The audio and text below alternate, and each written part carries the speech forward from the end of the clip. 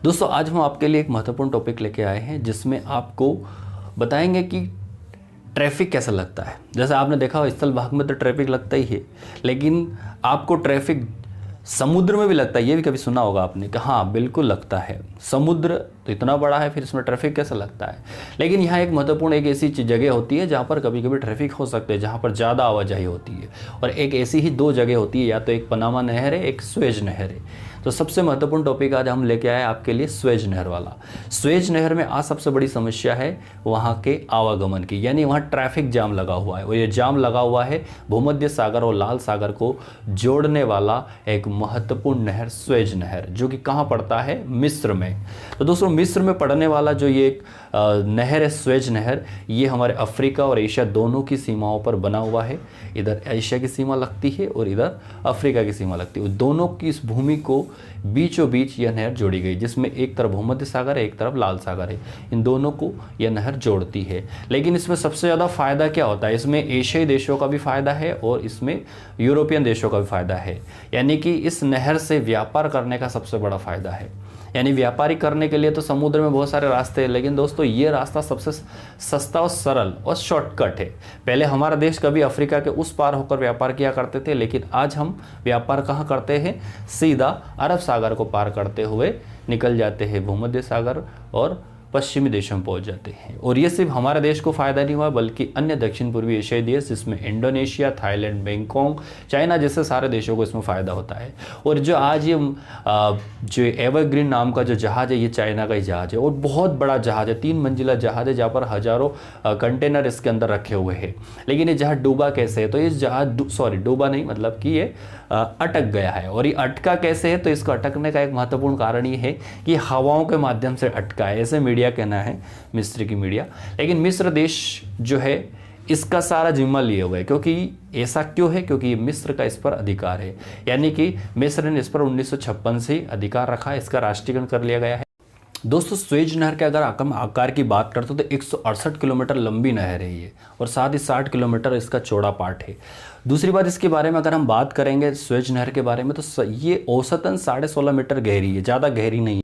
इसी कारण एवरग्रीन जो जहाज है इसको फंसने का कारण बना है। स्वेज नहर का सबसे बड़ी बात होती है इसके जो पार्ट होते हैं, इससे कहीं ना कहीं किनारों पर जहाज़ों को नहीं ले जाया सकता, और एक ही समय में एक ही जहाज़ निकाला जा सकता है यहाँ पर। यानी कि एक जहाज़ को निकलने में 12 घंटे का समय लगता है और 12 से 15 किलोमीटर प्रति घंटे की रफ्तार से ये जहाज़ यहाँ से निकलते हैं। दोस्तों दूसरी बात ये होती है कि इन जहाज़ों को एक साथ निकालने का कारण ये नहीं है, इसलिए कारण नहीं बनता इसका एक साथ, क्योंकि यहाँ पर जो जहाज़ अगर एक साथ जाएंगे तो किनारों पे फंस जाएंगे और इनको किनारों को टूटने का एक अंदेशा बना रहेगा। तो इसलिए जहाज़ों को किनारों के पास नहीं पहुँचाया जाता है। लेकिन यही एवरग्रीन जो जहाज़ है ये कहीं ना कहीं हवा के माध्यम से किनारों तक पहुँच गया और वहाँ फंस गया। किनारों पर रेत भरी होती है और इस रेत का आने का कारण है सहारा मरुस्थल जैसे, और कुछ नदियों के माध्यम से भी ये रेतें आती है। तो किनारों पर ऐसी रेतें कहाँ से आती है, तो या तो सहारा मरुस्थल से ही एक नदी होकर आती है, नील नदी, जो कि दुनिया की सबसे बड़ी लंबी नदी है, वो भूमध्य सागर में गिरती है। और कहीं ना कहीं ये सहारा मरुस्थल की जो रेत होती है हवाओं के माध्यम से, हवाएं 12 माह बहती रहती है, तो उससे हवाओं के माध्यम से ऐसी रेतें कहीं ना कहीं समुद्र में जमा हो जाती है और वही रेतें किनारों पर आके वो एक अवरोध का कारण बन जाती है। इसीलिए कहीं ना कहीं एवरग्रीन जो जहाज है वो कहीं ना कहीं थोड़ा सा मुड़ा है, तो वो उसी में फंसा हुआ रेत में। लेकिन इसका काम अभी चालू है, ऑपरेशन। तो स्वेज नहर का अगर हम थोड़ा सा इतिहास लेकर देखेंगे, तो इतिहास में अगर हम चलते हैं थोड़ा सा, स्वेज नहर निर्माण में 3 देशों की महत्वपूर्ण इसमें शामिल है, जिसमें फ्रांस, मिस्र और तुर्की और अन्य अरब देश।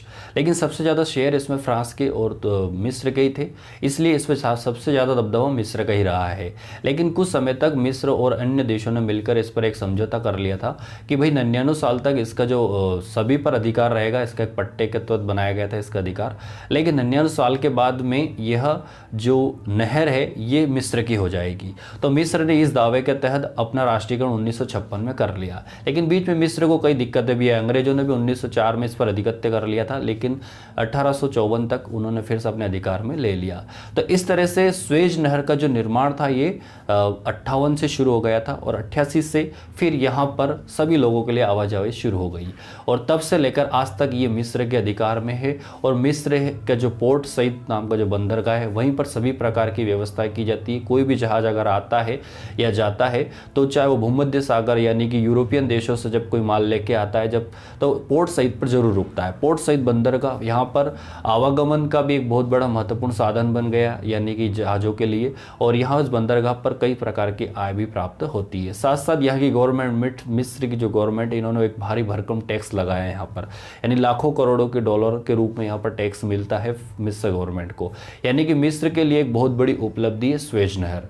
तो दोस्तों स्वेज नहर का जो ये व्यवस्था है ये कहीं ना कहीं अन्य देशों को इसको लाभ मिलता है, क्योंकि हमारा देश में अगर आप देखोगे मैप को तो यहाँ पर अगर हमें व्यापार करने के लिए पहले अफ्रीका से होकर जाना पड़ता था, लेकिन आज हमें अफ्रीका से ना यानी 20,000 किलोमीटर दूर जाना पड़ता था, जो आज हमें 10,000 किलोमीटर दूरी कम करके आज इस स्वेज नहर के माध्यम से हम कोई भी यूरोपियन देश से आसानी से व्यापार कर सकते हैं।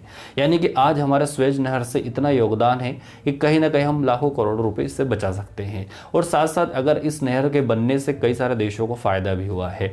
यानी कि अगर इस तरह से अगर हम उत्तर दक्षिण पूर्वी एशियाई देशों की बात करें तो दक्षिण पूर्वी एशियाई देश में हमारे थाईलैंड, इंडोनेशिया वगैरह जो देश है, इन देशों को भी कई सारे पैसे का नुकसान से बच गए। यानी कि स्वेज नहर का निर्माण से पहले हमारे कई सारे ऐसे देश थे जिनको अफ्रीका महाद्वीप को पार करके कई सारे जो अमेरिकन देश हो या फिर पश्चिमी जो यूरोपियन देश है उन देशों से व्यापार करने के लिए जाना पड़ता, जिससे लाखों का पैसा तो खर्च होता था, साथ साथ समय भी खर्च होता था। यानी स्वेज नहर आज के वर्तमान के लिए महत्वपूर्ण योगदान है, और ये सिर्फ हमारे देश के लिए नहीं, कई सारे देशों को इसका फायदा होता है। उम्मीद करता हूँ कि आपको हमारा वीडियो अच्छा लगा हो। वीडियो अच्छा लगा तो लाइक शेयर कमेंट भी करें, और आगे भी इसी प्रकार के वीडियो हम आपके लिए लाते रहेंगे। जय हिंद।